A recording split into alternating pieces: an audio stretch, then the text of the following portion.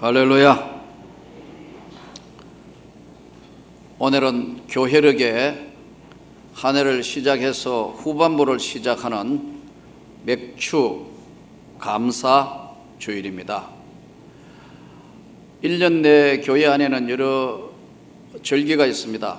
12월에는 우리가 잘 아는 성탄절이 있고요, 4월 달에는 주님이 부활하신 부활주일과 그 앞에 한 주간은 종려주일 고난주간이라 하죠. 그리고 이제 11월 달에는 한 해를 결산하는 추수감사주일, 11월 세 번째 주일로 저희 지금 한국교회가 지키고 있죠.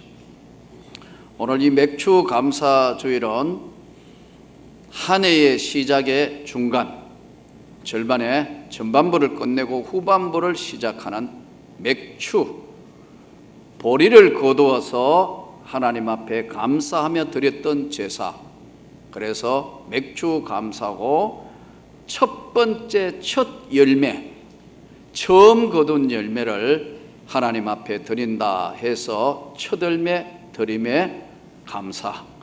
오늘 이 맥주 감사, 현대에는 전반부를 끝내고 후반부를 시작하는 의미의 이 맥주 감사주일에 저는 여러분들의 가정에 이 2014년 후반부도 하나님의 축복과 하나님의 은혜와 하나님의 능력이 여러분 가정 위에, 또 여러분은 모든 사람 건강하게 하나님이 지켜주시기를 축원합니다. 오늘 이 본문에는 신앙생활에 하나님의 법칙이 세 가지를 다루고 있는 내용의 본문이고요, 신앙생활을 가장 하나님이 기뻐하시는 방법, 기뻐하시는 세 가지의 원칙과 하나의 기본 원칙을 다루고 있습니다. 세 가지의 원칙에 한 가지 기본 원칙.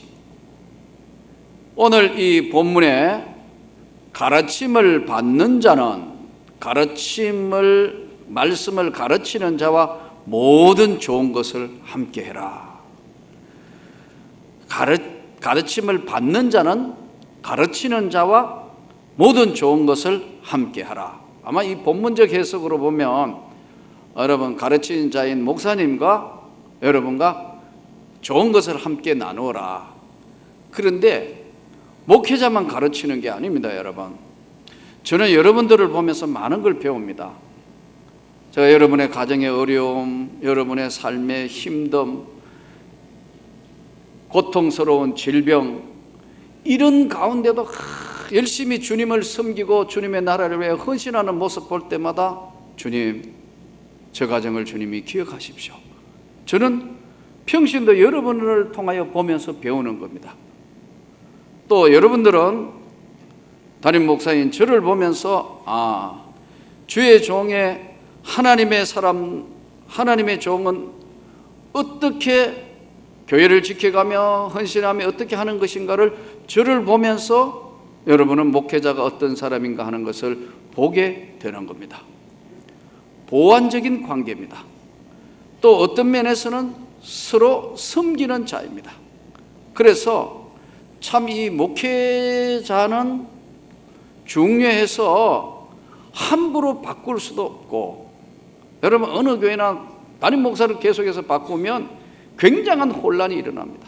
함부로 바꿀 수도 없고, 또 그렇다고 어떻게 해볼 수도 없고, 그래서 목사는 위임 제도라는 제도를 실시합니다. 임시 목사와 지금은 시무 목사로 바꾸었는데, 시무할 수 있는 목사와 평생 이 교회를 담임하는 위임 목사로 나누어져 있습니다. 이렇게 해서 참 목회자는 가장 중요한 위치에 있으면서도 동시에 함부로 바꿀 수 없는 그런 상황이기 때문에, 여러분 어느 교회나 여러분 가서 한번 보세요. 교회 신앙생활 하면 아마 친구들끼리 그럴 겁니다. 어느 교회 나갑니까? 명문교회 나갑니다. 그래요? 그 다음에 묻는 게 뭐죠? 담임 목사가 누구냐? 이렇게 물어요. 저는 저와 여러분이 서로 섬기기를 원합니다. 서로 사랑하기를 원합니다. 서로 존경하고 서로 나누면서 이 존귀한 자리에서 마치 부부하고 같은, 그래서 만일에 부부가 싸움이 일어나면 자녀들이 상처를 받는 것 똑같습니다. 교회 분란은 그래서 그건 절대 안 되는 거예요. 상처받는 사람이 따로 있어요. 외부의 어떤 적이든 외부의 것은 사실 별거 아니에요. 왜냐하면 어떠한 것도 하나가 되면 세상이 이길, 세상을 절대로 교회가 무너지지 않습니다. 로마 제국의 300년 핍박도 교회를 무너뜨릴 수는 없었습니다. 교회 안에서는 하나 되기를 원합니다. 목회자를 존경하고, 목회자는 정말 목회자로서의 인격과 지적인 것과 영성적인 것이 잘 아울러져서 하나님의 나라를 섬기고, 저는 여러분을 섬기고 여러분은 저를 섬기가면서 가는 것이, 이것이 오늘 본문의 신앙생활의 가장 기본은 하나님의 말씀을 전하는 자와 받는 자가 모든 좋은 것을 함께 해라. 아멘. 이 목회자하고 좋은 관계, 부부의 관계, 마치 예수님과 교회와의 관계처럼 좋은 관계를 이루어야 합니다. 그래서 이것이 첫 번째 하나님이 우리에게 주시는 메시지의 말씀입니다. 평생에 주님과 동행하면서 신앙생활하면서 큰 은혜로 목회자와 좋은 관계 이루기를 축원합니다. 우리 부목사님들하고도 좋은 관계를 이루어 주셔야 합니다. 마치 우리 부교육자들은 여기 있다가 딴 데 갔다가 돌아오도 고향에 돌아오는 것처럼 언제나 안아주고 위로해 줄 수 있는 것이, 이것이 진짜 교회입니다. 저희는 일반 교회하고 달라서 매 3월 첫 주에 홈커밍 데이를 합니다. 우리 교회 출신 부교육자들을 다 불러서 같이 공유하고 나누고, 어떻게 되겠냐, 어디 있느냐, 이 교회 출신들이 어디 가서 어떻게 목회하고 있느냐, 그걸 쫙 모니터링하고 있습니다. 여러분, 이 명문교회가 배출한 교역자들이 한국교회와 세계교회에 기여할 수 있기를 바랍니다. 이것이 하나님의 나라입니다. 나는 저들에게 아버지이기도 하고 또 형이기도 하고, 저들을 이끌고 여러분과 제가 하나님의 나라를 지켜가고 만들어가는 것이 바로 좋은 것을 함께 해라. 아멘. 좋은 것을 함께 나누는 후반부의 축복이 넘치기를 축원합니다. 하나님의 법칙 3가지를 설명하면서, 이 법칙은 오늘 간단해요. 첫째, 믿는 대로 되리라. 두 번째, 심는 대로 거두리라. 세 번째, 행한 대로 받으리라. 아주 간단하다. 믿는 대로 되리라, 심는 대로 거두리라, 행한 대로 받으리라. 하나님의 법칙 틀림없습니다. 조금도 틀림없습니다. 내 믿음이 너를 구원했다. 믿은 대로 될 것이다. 이것이 오늘 우리에게 주시는 중요한 3가지의 첫 번째 원칙. 내 믿는 대로 되리라. 마태복음 15장에 보면 이런 사건 내용을 다루고 있습니다. 예수님이 이제 두로와 시돈 지방으로 들어가시는데, 사람들이, 많은 사람들이 예수님을 따라가요. 근데 이제 가나안 여자, 우리로 이야기하면 수로보니게 여인이 이제 예수님 앞에 찾아와 가지고 예수님, 예수님 소리를 지르면서, 내 딸이 사랑하는 딸이 흉악한 귀신 들렸어요. 고쳐주세요. 예수님 막 소리를 지릅니다. 예수님 꼼짝도 안 하고 제자들하고 하는데, 제자들이 그럽니다. 예수님, 저 여자가 저렇게 소리 지르는데, 예? 예수님 그냥 가시면 어떡합니까? 지금 제가 아주 쉽게 설명하는 겁니다. 예. 예수님 그냥 가면 어떡합니까? 그런데 이 여자가 굉장히 적극적인 여자인 것 같아요. 와서요, 내 딸을 좀 고쳐주세요. 예수님이, 나는 이스라엘의 집에 잃어버린 양 외에 다른 부름을 받은 건 없다. 그런데 이 여인은 막무가내예요. 고쳐주세요. 지금 내 딸이 흉악한 귀신 들렸다니까요. 고쳐주세요. 계속 그러는 거예요. 그러니까 예수님이 그 다음에는 한 단계 더 곤란한 말씀을 해요. 자녀의 떡을 취해가지고 자녀들이 먹는 떡, 상에서 먹는 음식 떡을 가지고 개들한테 주는 것은 맞지 않아. 개들에게 던짐이 마땅치 않다. 이 가나안 여인에게 예수님께서 인격적인, 예수가 하나님이신데 예수님이 자녀들이 먹는 상에 있는 음식을 개들에게 주는 건 맞지 않아. 이렇게 말씀하시는 거예요. 그럼 이 여인에게 굉장히 자존심 상하고 굉장히 참 도전적인 이야기를 던졌는데요, 이 여인의 반응이 참 굉장히 중요한 반응이 왔어요. 예수님, 개들도 주인의 상에서 떨어지는 부스러기는 먹지 않습니까? 부스러기 은혜라도 남았으면 저에게 주세요. 이렇게 나온 거예요. 근데 이 말을 딱 듣던 예수님이 갑자기 돌변해요. 여인아, 네 믿음이 크다. 너의 믿음이 크도다. 네 믿은 대로 될지어다. 그 시로 그 딸이 나으니라. 성경은 이렇게 딱 기록. 이 보세요. 여인에게 주님이 테스트해 본 거예요. 가나안 여자, 수르보니게 여자, 당시에는 별로 환영받지 못한 지역의 사람이에요. 그런데도 그 여인이 와서 그런 개들도 상에서 떨어지는 부스러기 은혜는 받지 않습니까? 예수님, 여인이요, 너의 믿음이 정말 크다. 여러분, 믿음은, 구원을 받을 만한 믿음은 있다 없다예요.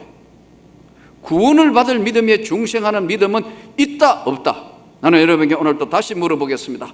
여러분은 예수가 구세주인 걸 믿습니까? 죽으면 천국 간다는 걸 믿습니까? 하나님이 천지와 우주 만물을 창조한 것을 믿습니까? 예수가 십자가 지셔서 그 믿음으로 믿는 자 영생 구원을 받는 걸 믿습니까? 믿는다 이거예요. 예? 구원을 받을 만한 믿음이 있다. 믿어지지 않는 분들은 정말 기도해야 돼요. 하나님, 저에게도 믿음을 주십시오. 어느 날 성령께서 믿게 하신다는 거예요. 조금 더 의심 없이 하나님이 우주와 만물을 창조하신 하나님이 계신다면 당연히 고치시는 건 당연하실 거고, 아, 내가 구원을 받았구나. 나같이 믿어지는 사람을 성경이 구원받은 백성임을 고백하는구나. 내가 진실로 진실로 너희에게 이르노니 나를 믿고 또 나 보내신을 믿는 자는 영생을 얻었고 심판에 이르지 아니하나니 사망에서 생명으로 옮겼느니라. 이미 옮겼다 이거예요. 믿는 순간에. 그러나 구원을 받을 만한 믿음은 있다 없다지만, 여러분, 구원을 받을 만한 믿음이 있다 없다 하지만 하나님의 능력과 은혜를 입는 것은 크다 작다예요. 나는 여러분들이 큰 믿음 되기를 원합니다. 이제 후반부 시작하면서 환난과 역경과 어려움 가운데도 주님, 나에게 큰 믿음을 주십시오. 내가 흔들리지 않는 큰 믿음 주옵소서. 믿은 대로 될 것이다. 두 번째는 심는 대로 거둔다. 적게 심으면 원칙이 뭐지요? 적게 거둔다. 씨앗이 아까워가지고 적게 심으면 적게 거두고, 콩을 심으면 콩이 나고 팥을 심으면 팥이 나는 것이 원리입니다. 그렇죠?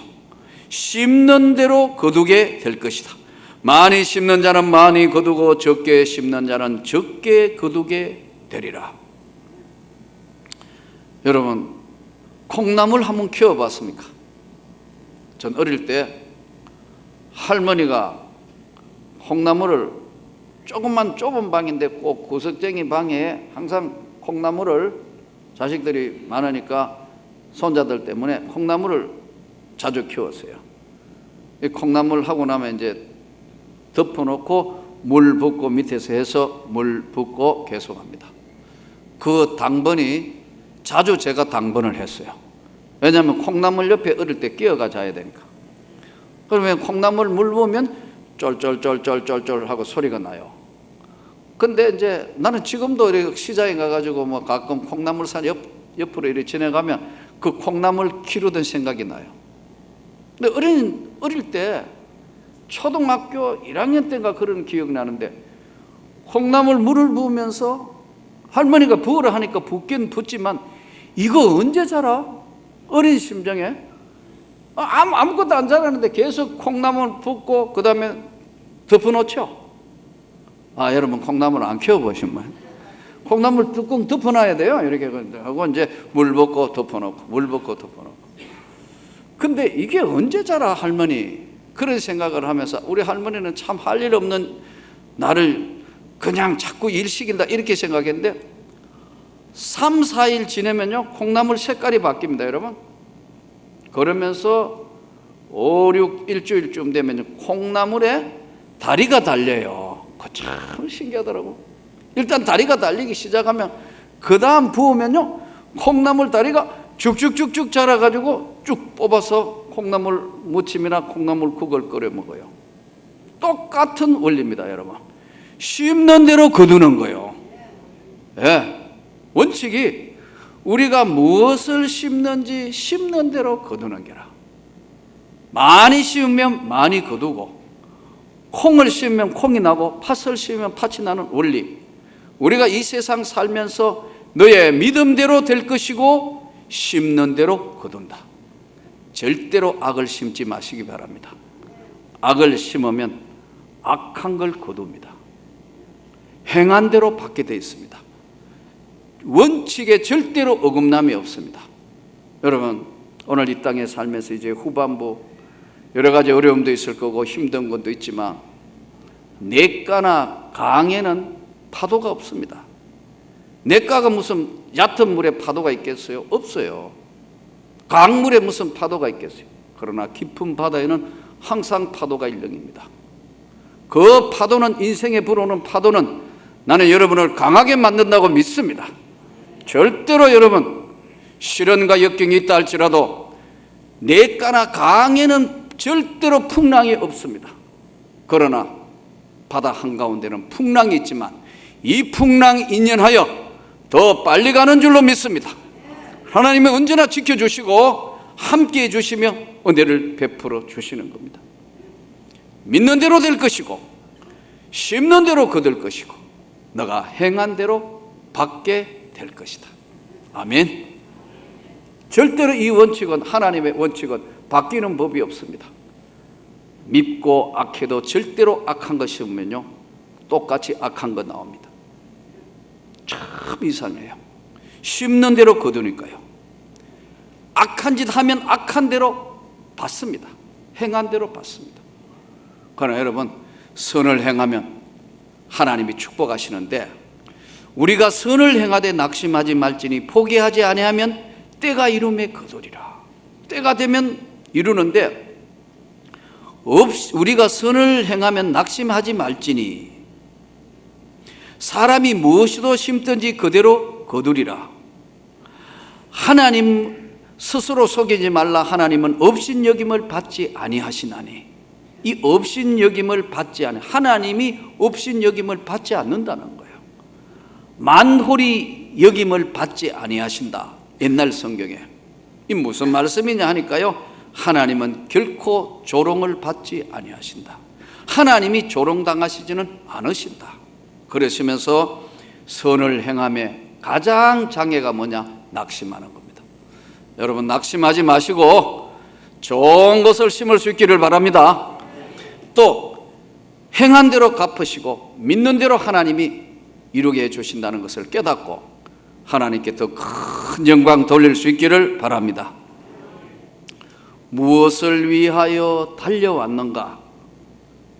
이 소책 제목에 무엇을 위하여 달려왔는가? 선분이 자기 은혜 체험담을 이렇게 적었어요. 아마 이분은 40대 후반인데 굉장히 성공하신 분 같아요. 좀 여러 가지로 환경적으로도 경제적으로도 지위적으로도 굉장히 성공한 분인데 무엇을 위하여 인생을 달려왔는가? 어느 날 이분이 갑자기 안면마비가 와서 와사가 온 거예요. 이분이 이제 거리입니다. 와사가 왔는데 아마 와사풍이 오면서 엄청나게 돌아간 것 같아요. 그래서 한쪽 눈이 감기지 않고 입이 완전히 돌아가가지고 도저히 어떻게 할 수 없는 상황이 되어서 병원으로 갔어요. 그래서 치료를 받고 하는데 이분은 고통스러운데 그 와사 환자들은 원칙이 있다면서요. 절대로 돌아가서 자기 얼굴이 돌아가서 완전히 이럴 때는 거울을 보지 말라 한다면서요. 근데 눈도 안 감기고 하도 말도 안 나오고 침이 자꾸 나오고 하니까 너무 괴로워서 계속해서 지금 치료받다가 거울을 보니까 자기 모습이, 거울에 비치는 모습이 다른 사람이 거기 있는 것 같더래요.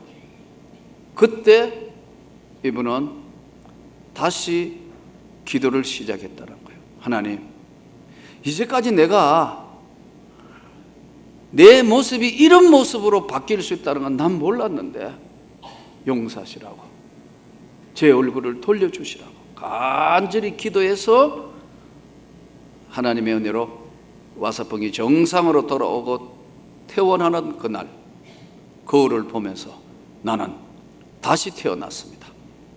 이제 나는 다시 태어났기 때문에 하나님의 영광을 위하여 심는 삶을 살겠습니다. 그래서 자기는 보이지 않게 어려운 사람들과 선교사들에게 베푸는 삶을 살기로 결심하고 하나님의 교회에 충성하는 나름대로 헌신자가 되었다는 나는 무엇을 위하여 달려왔는가의 책자에 소책 제목에 써져 있는 내용이에요. 그렇습니다, 여러분.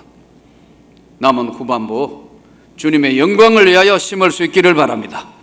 행한 대로 갚으신다는 주의 말씀을 기억하면서 하나님 앞에 끝없이 후회 없는 하나님의 영광의 삶이 되기를 바랍니다. 지난번에 2년 전인가 벌써 된 것 같은데 인도네시아 바탐이라는 곳으로 우리 여디디아 세계선교회 팀들이 바탐을 갔습니다. 바탐에 전부 그 인도네시아 지역 전체가 이슬람인데 바탐 지역에는 네덜란드가 지배했기 때문에 거기에 예수 믿는 마을이 있습니다. 그 예수 믿는 마을 안에 우리 선교사가 이제 신학교를 세워놓고 섬지방에 있는 많은 사람들을 불러서 훈련을 시켜서 이들을 다시 나가서 교회 세우는 작업하고 신학생 키우는 작업을 하는 것이 이제 반둥, 바탐이 아니고 참 반둥 지역에서 하고 있습니다. 그러니까 참 신기하게 이슬람이 쏴여 있는데 그 동네 안에는 반둥에는 신학교가 세워져 있고 그 신학생들을 불러서 교회를 세워나가는 작업을 합니다. 마치고 이제 돌아올 때쯤 됐는데 이제 평신도 선교사가 이제 커피를 판다고 왔어요. 이분은 누가 지원해 주는 사람이 없고 커피를 팔아서 평신도가 선교 사역을 하는 거예요. 그래서 가져와서 이제 다 커피 사라 하는데 여러분 또 커피를 적게 가져와서만 모르겠는데 엄청나게 가져왔어.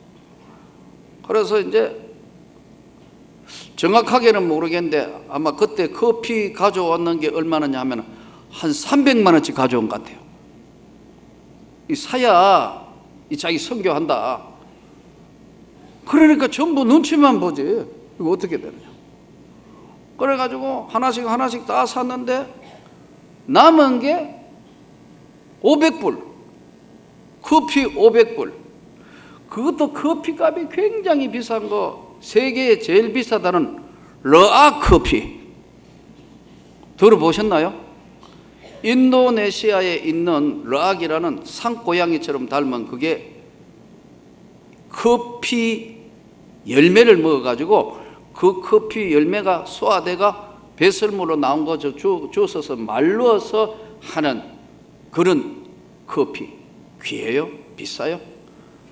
나는 못 먹어봤는데 강남에는 이거 한 잔에 4만 원 한다면서요?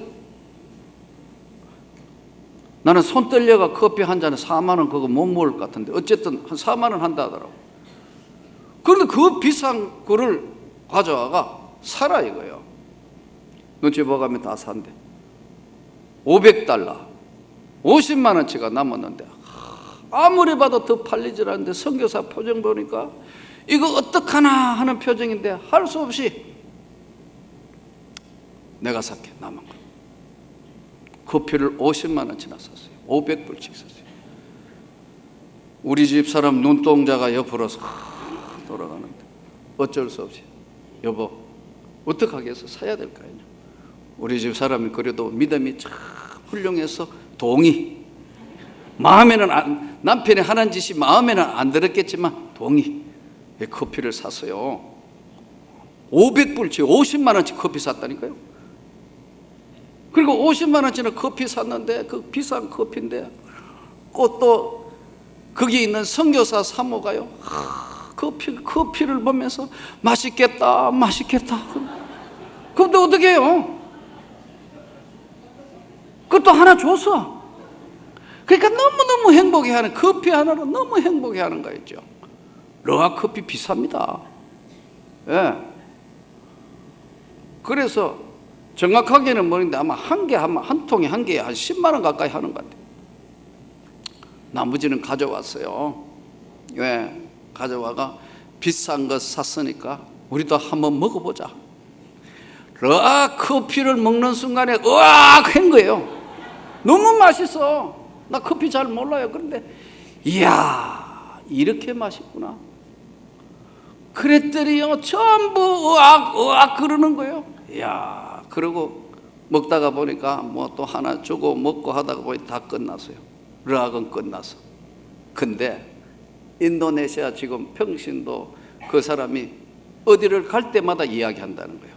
내가 사실 아무 계획 없이 커피 3,000불씩 커피 가져왔는데 300만 원 가까이 커피 가져왔는데 남은 거 영무계 이덕진 목사가 다 사갔다.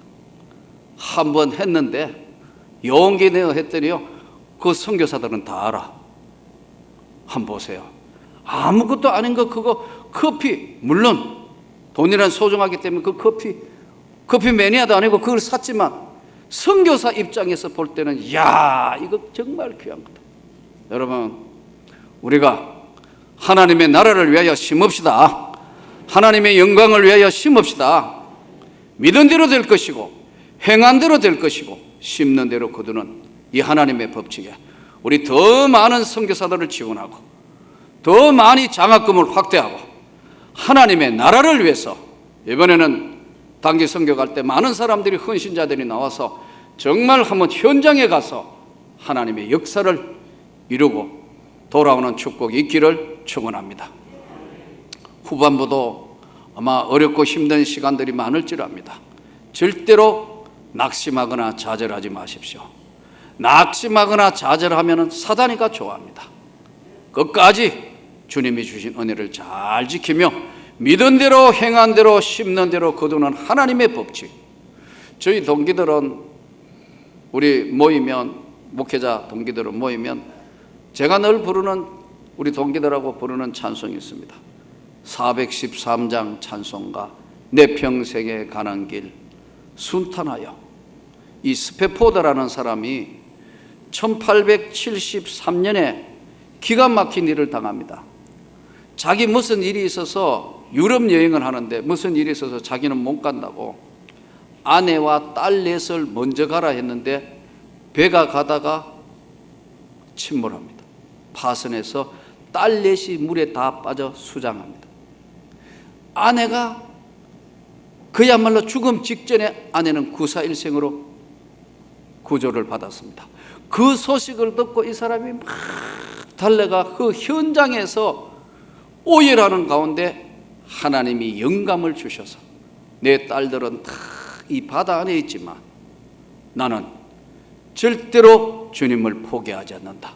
그게 작사시로 쓴 게 우리가 413장 부르는 찬송입니다. 내 평생에 가는 길 순탄하여 늘 강 같든지 잔잔한 바다 같든지 큰 풍파로 무섭고 어렵든지 나의 영혼은 편하다. 내 영혼 오늘 후반부 시작하면서 나는 여러분이 더 강해지기를 원합니다. 강과 냇가에는 절대로 풍랑이 없어요. 바다에만 풍랑이 있지만 이 풍랑은 우리를 더 강하게 만드는 겁니다. 오늘 우리가 하나님 앞에 이 후반부에는 더 큰 하나님 앞에 믿음을 가지고 이겨나갈 수 있기를 주 예수 이름으로 축원합니다.